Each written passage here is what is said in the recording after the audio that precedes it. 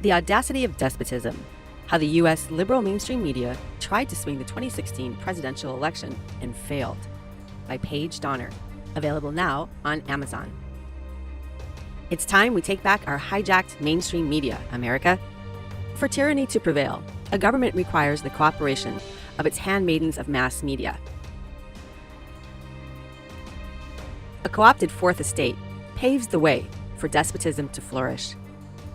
Many of us Americans have felt for years that we were being manipulated and fed horse manure through our liberal mainstream media channels, most of which are corporate-owned.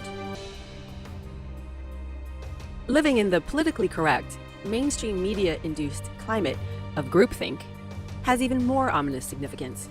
Americans no longer felt they were free to have and voice their own true opinions.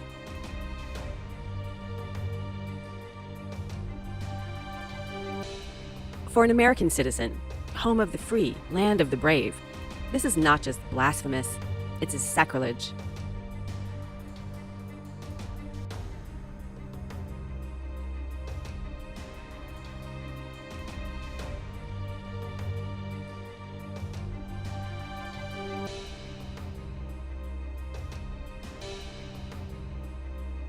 That this climate of fear, groupthink, and thought police existed to such a high degree in our country leading up to the 2016 presidential election is cause for more than just concern.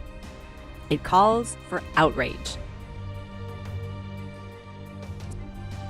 As American citizens, we have an inalienable constitutional right and duty to not just think independently and freely, but also to speak our minds freely and independently without fear of reprisals.